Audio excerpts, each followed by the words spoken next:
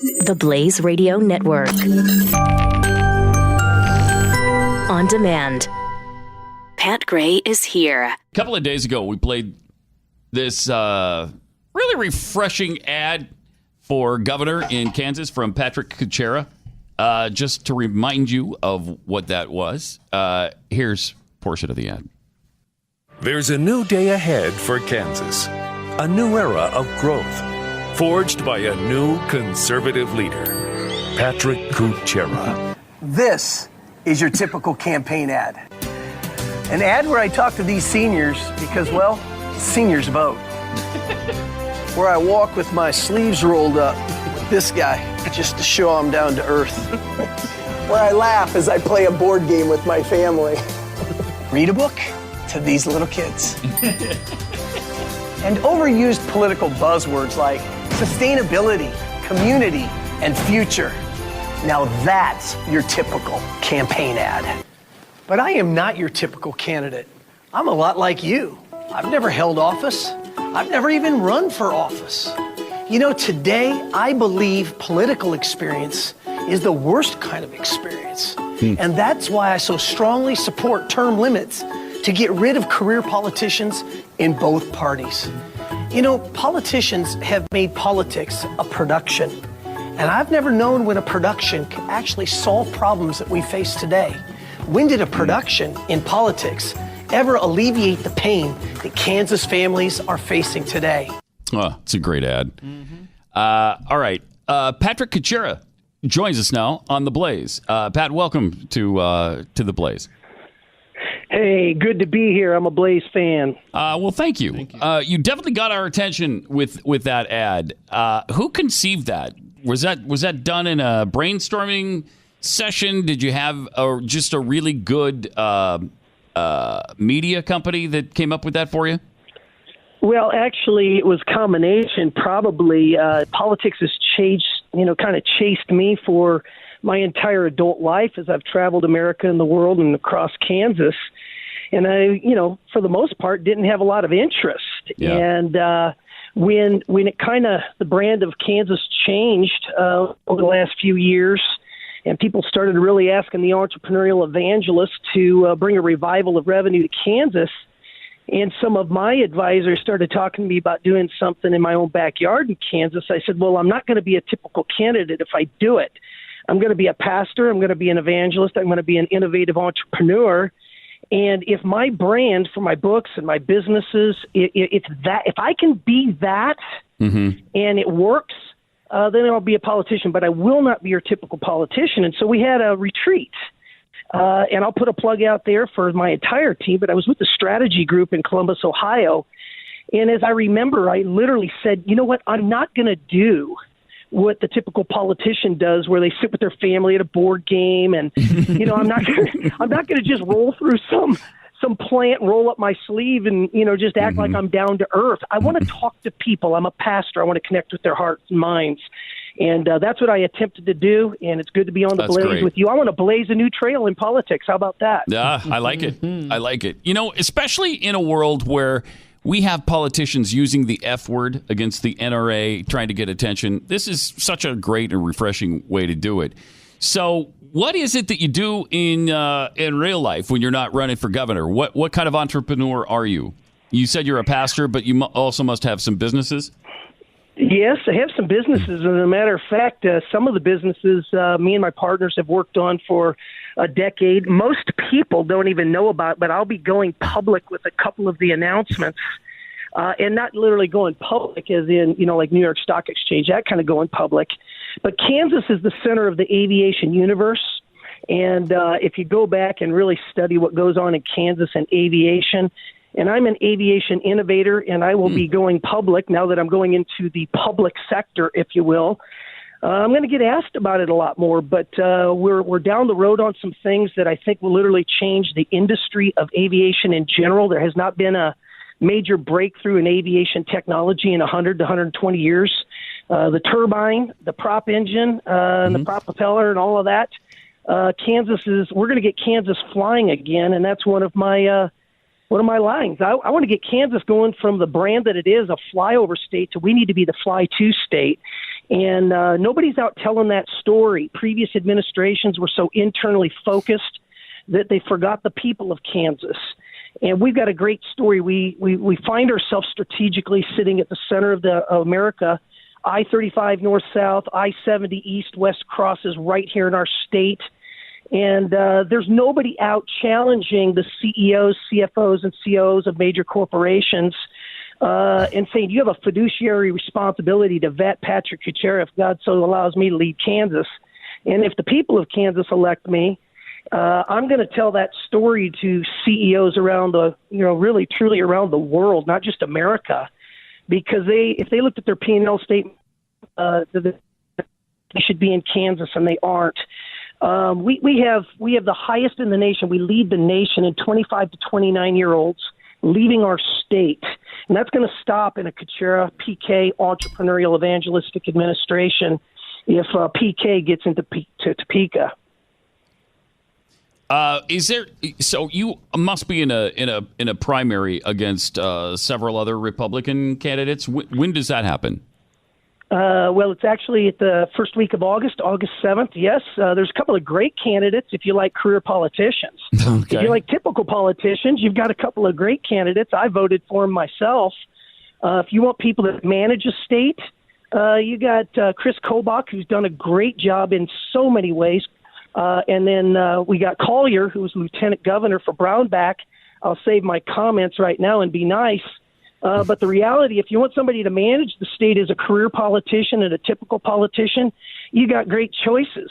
What I always looked for as a citizen, because I'm just like you, this is my first time ever running, I always look for what separates people. And in a primary, that's really sometimes hard to do.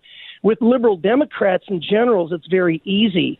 But in this case, it's pretty simple. There's no gray here. If you want a career politician and a typical politician, you got a couple of great choices. But if you would like somebody that wouldn't just manage the state but actually change the state, then we got to get an entrepreneurial mindset that literally is absent from government and most of all our educational system, which I want to bring entrepreneurial education to the classroom.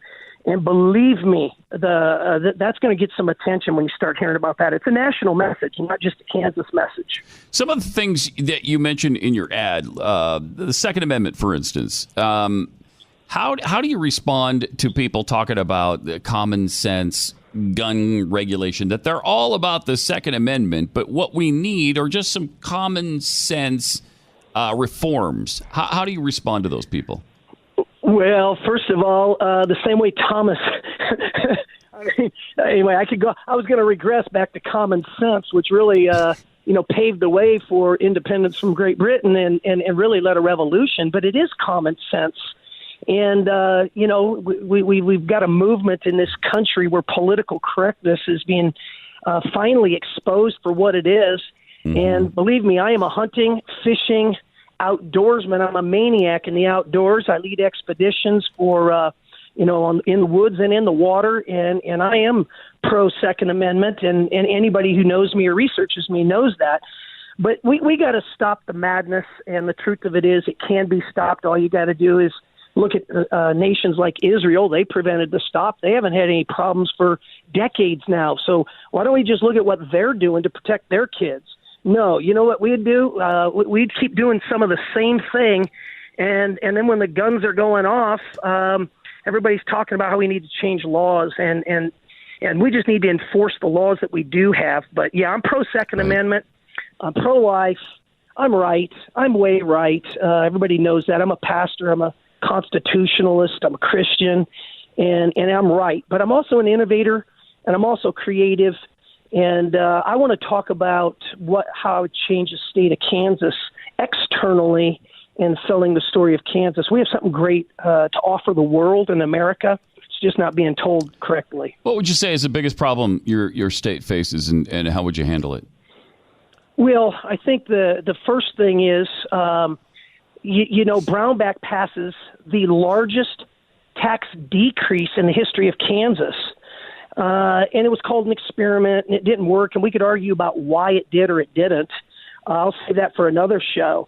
But recently, they just reversed that and passed the largest tax increase in the state of Kansas. How Wow. inept. What are the people of Kansas to do? Let me tell you, it just shows how inept government leaders are, that they do not understand the entrepreneurial mindset. I mean, this is economic suicide. Here I am traveling the world telling the story of why companies need to come to Kansas. I've done this all over the world, and they pass a political taxation. It's like a car that goes off the road on one side, and then they overcorrect and they crash on the others. Mm-hmm. And it's just ridiculous. It shows their ineptness of what it really takes to attract innovators and entrepreneurs. And if elected, if the people of Kansas put me in there, I'm going to change Kansas to something I call the state of the art. We're going to get Kansas flying again, aviation, rail, trucks, and transportations. It'll be a 21st century destination center. It's nowhere in the world. Believe me, I've been in most of the major airports across the country and around the world, and put a lot of time into this and a lot of thought to it. And it might not work in a lot of places of the country, but in the center of America, it can. It makes economic sense. And CEOs, CFOs, COOs listening to my voice right now, I'm putting the word out publicly, because if you hear my voice, you have a fiduciary responsibility to vet me to your shareholders.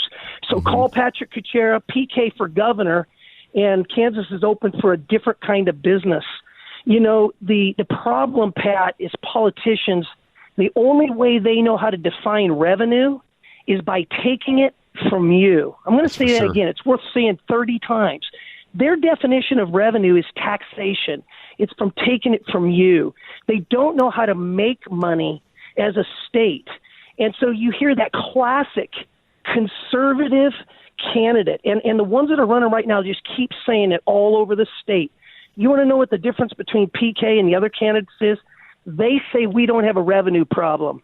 They say we have a spending problem. And that's ridiculous. Can I ask you a question, Pat? Mm-hmm. You were the chairman of a board, and you sat over a board, and you heard Chris Kobach or any of the other guys running for governor, and they said, hey, we don't have a revenue problem. And now you're looking for a CEO of your company. And, Pat, they said to you, we don't have a revenue problem. Would you hire him as a CEO? No. Thank you. So, Listen, I'm putting the word out to all Republicans all across the country. They say it in every county. They say it in every election. They're saying it right here in Kansas. It was in his opening statements. I'm telling you, the only way they know how to generate revenue is to take it from you.